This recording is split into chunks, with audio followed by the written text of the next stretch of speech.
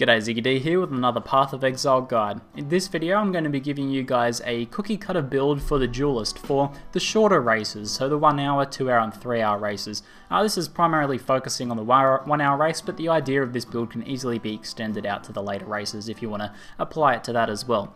So before designing any passive skill tree, we obviously have to take a look at the skills first. Now with the Duelist, we're going to be using a dual wielding sword style. You can pretty much use any weapons, but swords will help us a little bit later on with some of the skills. So we start off with Cleave, and that'll be our main AoE ability pretty much throughout the game.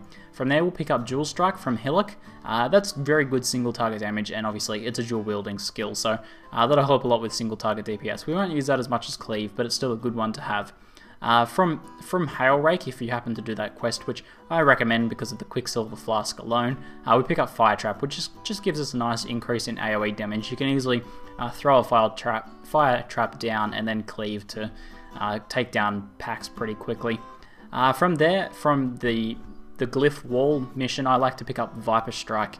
There's not decoy totem's pretty good, but I feel Viper Strike is very strong against Brutus and Merveil. Basically, you can apply a Viper Strike stack, run around in a circle, apply another stack, run around in a circle, and pretty much keep the damage going on them. And even on Merveil, it breaks through her shields as well. So it's a pretty great skill for single target damage for taking down bosses.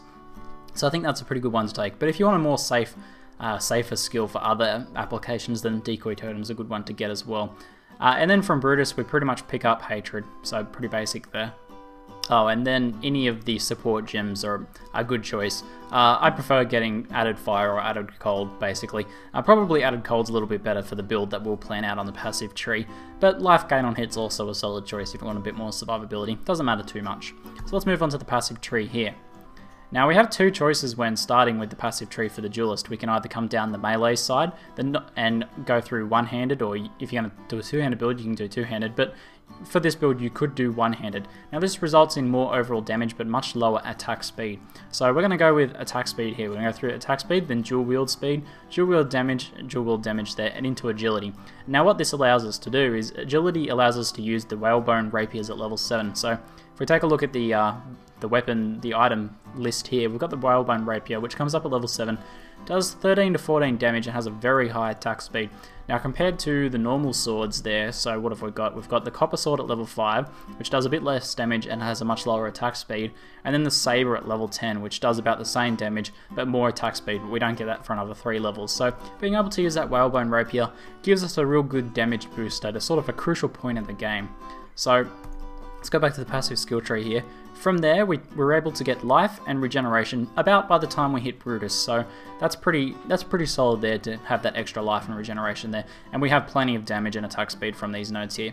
From there, we'll come and grab the extra life, go through Might, which will help just with a bit extra life, bit extra defense, and more damage and things like that. So, and then we'll come through one-handed damage and get the excellent Water Dancing node, which gives us more dexterity again and increased physical damage. From there, we'll come down and grab the life nodes through here and Golem's Blood. That only leaves us with 18 levels. So obviously that's not our full plan for 1 hour race, because for a 1 hour race we should be planning out around 20 levels. Now I leave this open because you have a bit of a choice. If you're doing a longer race, like a 2 hour or 3 hour race, you have the choice of coming down here and getting Diamond Skin, which is a very strong passive and it's worth going for.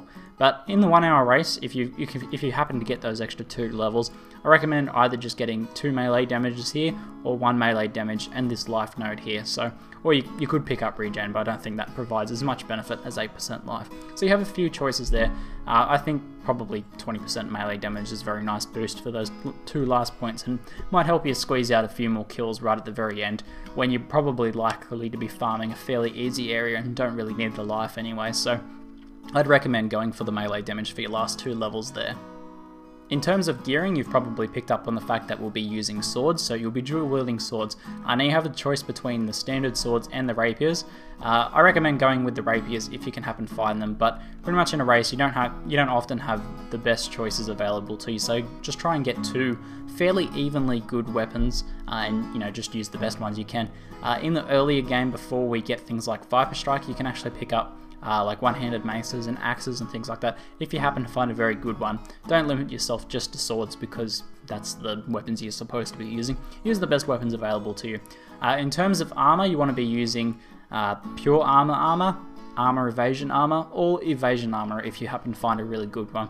I recommend armor or armor evasion for the most part because they'll provide the most benefit in the early game for the duelist, whereas evasion you kind of need to start stacking it up a lot to make it really effective. Like one piece of evasion gear is not going to help you out that much, but you know, if you can get it over 50% then it will help you a lot. So while stacking a lot of evasion was good for the ranger, not so good for the duelist, so try and stick to the armor sort of armors there.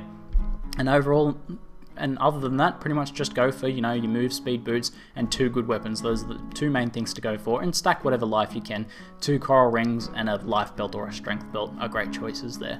So that's pretty much it for this build. By this point I've actually uploaded a bit of a walkthrough of a practice session I did of a 1-hour race, so I'll link to that in the description below and in an annotation above, so you can check that out if you want to a bit of an idea of how to go through the actual 1-hour race and get some tips and tricks and things like that. Especially if you're a newer player, you might find it fairly helpful.